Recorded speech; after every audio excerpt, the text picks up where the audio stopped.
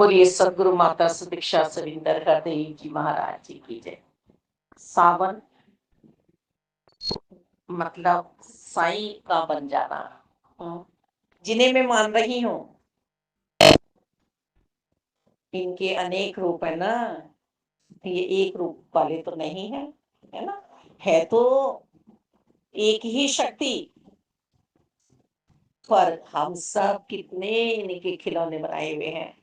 अब हमारा मन तो एक में जाके स्थिर नहीं हो रहा ना, है ना। हम अनेकों मन, अनेकों हमारे मन की संरचना वाले जैसा चाहते हैं वैसा ही बन के आ जाते हैं। तथा तुम मेरे इष्ट, मेरे परमात्मा मालिक मेरे अंदर समा जाएं और मैं इनकी हो जाऊं। सावन यानी कि भक्ति पूर्णता की जाए। पार्वती जी ने की थी, है ना। कितने कितने दुख उन्होंने सहे, तब त्याग किया मालिक दाता कि बस ये शिव मेरे हो जाए। शिव की शक्ति माता पार्वती अपने परम तत्वों को, परमात्मा को पाने के लिए व्याकुल है।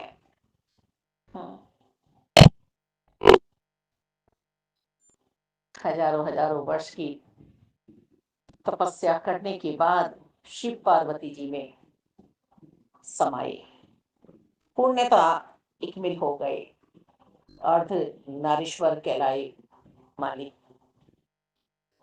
और पार्वती माता भी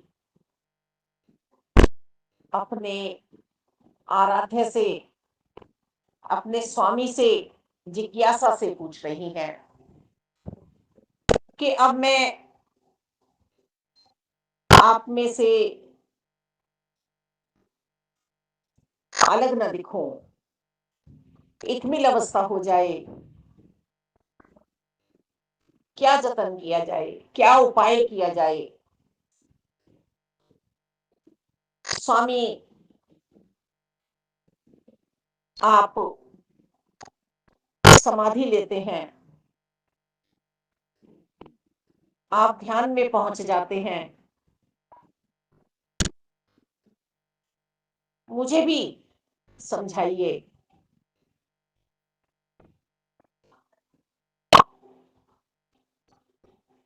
आपका स्वरूप देखते ही बनता है,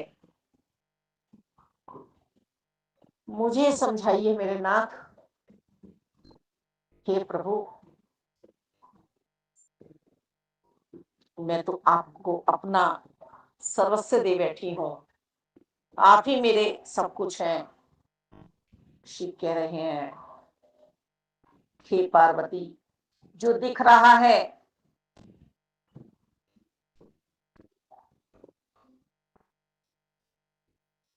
वो सत्य नहीं है।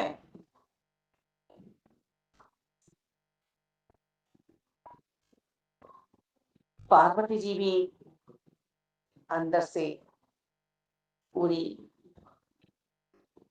अपने आप में ये इच्छा करे बैठी हैं, लक्ष्य बना बैठी हैं अपना कि सती रूप में आई थी तो शक कर बैठी थी, शंका में आ गई थी, इनकी बात को समझ नहीं पाई थी, पर इस बार तो मुझे समझना है। हे नाथ, फिर जो दिख रहा है वह सत्य नहीं है, तो फिर सत्य क्या है? मुझे सत्य से मिलना है। सत्य तो प्रभु सिर्फ राम ही है।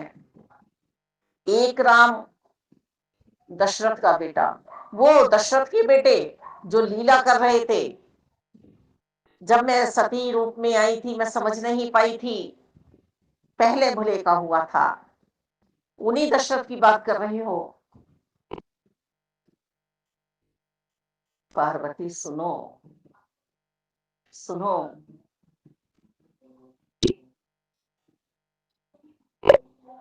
जो दशरथ के बेटे हैं, वो लीला करने आए हैं। वो हमें समझाने के लिए आए हैं संसार में कैसे जीवन जिया जाए। अंश एक ही चल रहा है पार्वती।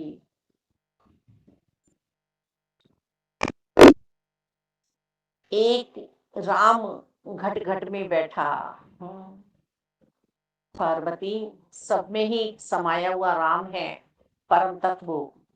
सबसे ही प्यार करना है, सबका ही सत्कार करना है।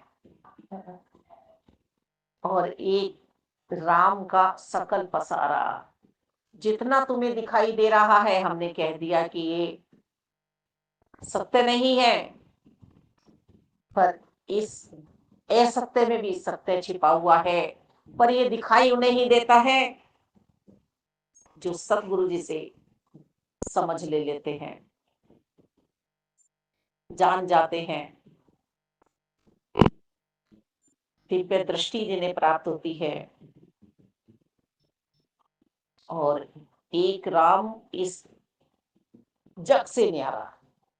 अब हम भी यदि इस भाव में गहराई में पहुंच जाते हैं कि वास्तव में ही मालिक एक राम इस जग से न्यारा, जिसे हम ऊपर वाला कह देते हैं, परम सता कहते हैं।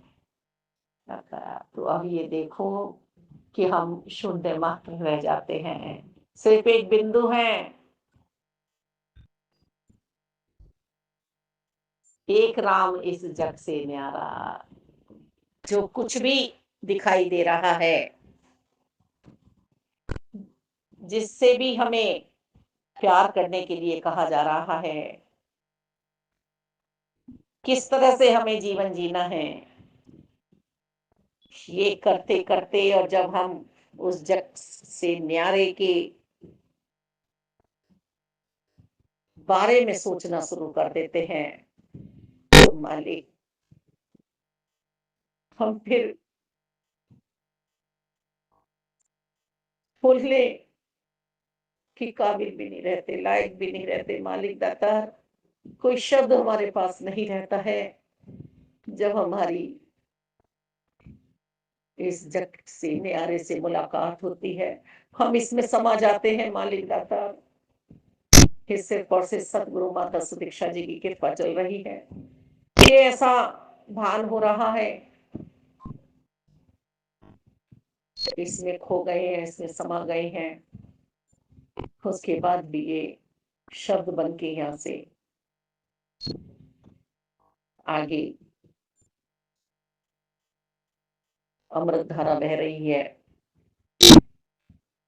मालिक, ये सब इन्हीं की कृपा है, गुरुदेव की, कि जो इस जग से न्यारे का हो गया, जिसने संसार बनाया है, सृष्टि का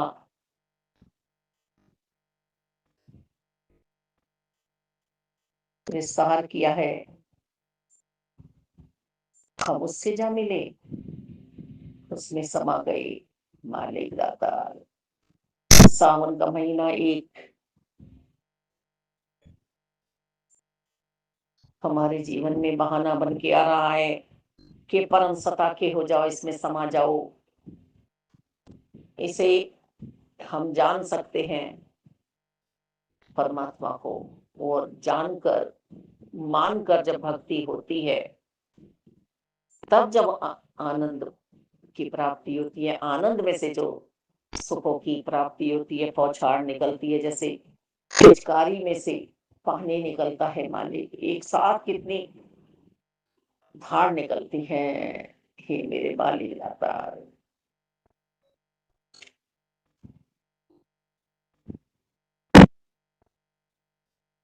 भक्ति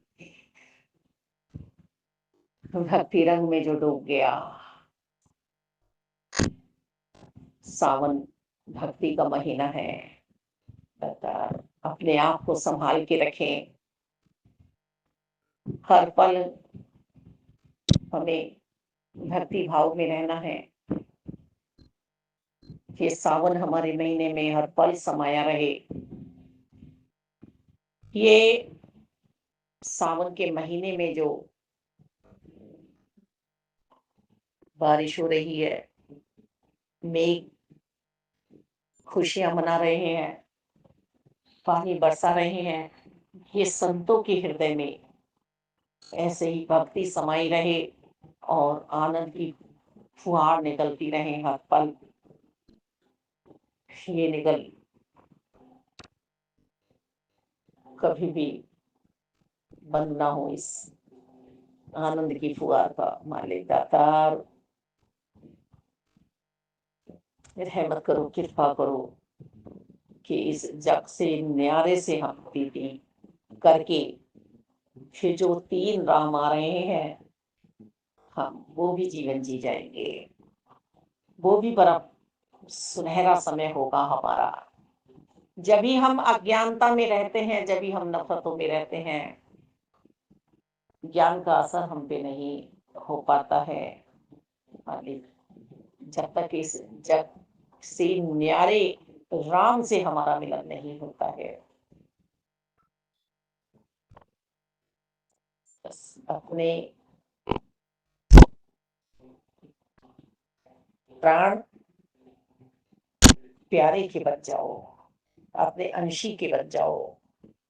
हम अंश है ना, सब टूटे हुए नहीं हैं, जुड़े हुए हैं, पर ये मेरी नादानियां हैं कि मैं भूल कर बैठती हूँ।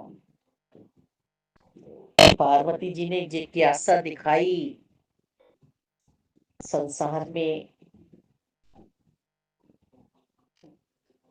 शिव परिवार से हम ज्ञान लें। वास्तव में ही किस तरह से शिव पार्वती जी अपना जीवन चला रहे हैं,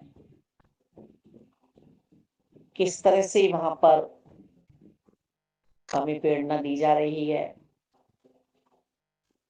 गणपति बापा, कार्तिक जी, इनकी पुत्री किस तरह से नंदी बैल, किस तरह से सर्प, किस तरह से चूहा, मोर, सभी एक साथ कितने मिलवर्तन से रह रहे हैं। पापा, और ये तीज जो मनाई जाती है, ये प्रकृति ने श्रृंगार किया है, माता पार्वती जी ने श्रृंगार किया है। आज आत्मा परमात्मा की हो रही है, समा रही है। पापा, तो सब सुहागन बहनें, बालिकाएं कितना उत्सव मनाती हैं तीज वाले दिन। सावन के महीने में ही भोलेनाथ जी ने विष पिया था, समुद्र मंथन में से जो निकला था, इसी भाव से कि इसको कहाँ डाला जाए, जहां भी डाला जाएगा वहां सृष्टि का विनाश होगा। मालिक, हम भी समझे ना अपने प्रभु की बातों को, क्या समझाना चाहते हैं कि जो भी बुरे शब्द, बुरी सोच हमारे मुखातिब से निकलना चाह रही है, उसको अंदर ही हम रोक ले। देखिए, विष को अंदर भी नहीं जाने दिया, कंठ में ही रखा, जिससे नीलकंठ कहलाए, है ना। क्योंकि हमें खाना भी तो वही है जो पचा सके। जैसी ये सृष्टि हमें दिखाई दे रही है, ब्रह्मांड दिखाई दे रहा है, ऐसा ही पूरा हमारा शरीर भी ब्रह्मांड है। नदी अपने उदर में, अपने पेट में हमें क्या पहुंचाना है? सात्विक भोजन। हम कैसा कैसा भोजन करते हैं, तो हमें ध्यान रहे। भोलेनाथ जी पहाड़ों पर चले गए,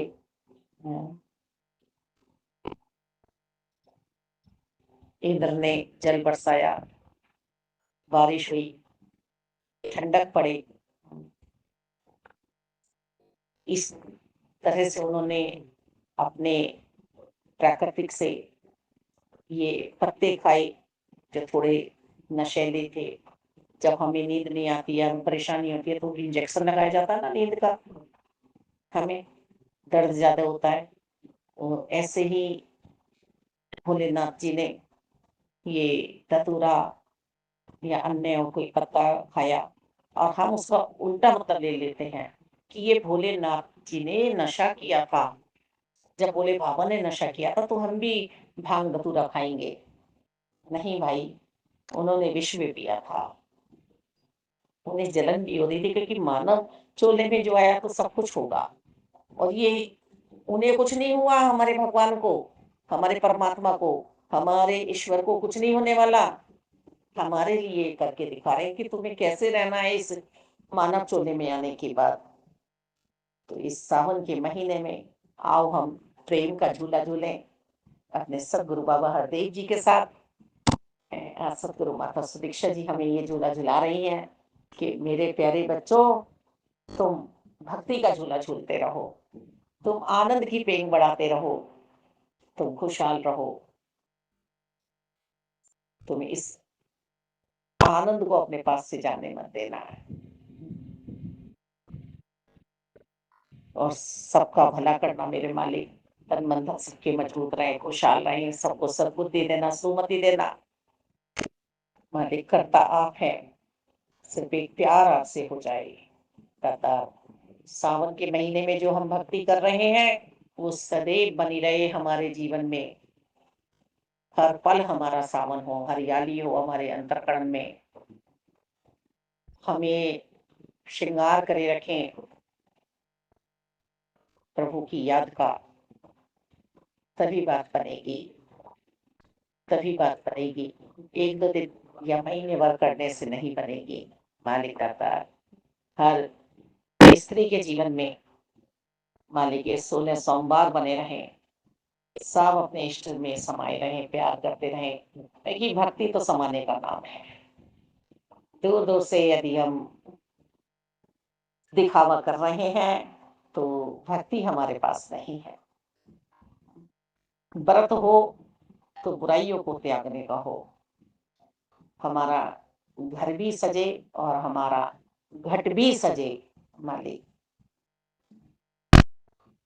घर के मंदिर में जहां हम जोत जला रहे हैं तो हमारे घट की भी जोत हमेशा प्रज्वलित रहे, बुझने ना पाए। आज तो ये है, हो कल नहीं है। नहीं नहीं नहीं नहीं, ये सदैव काल रहने वाले हैं जिनसे मुझे प्यार हुआ है। मेरा सावन मेरे पास से ना जाए वाले। धन्य कर सकते, बोलिए सदगुरु।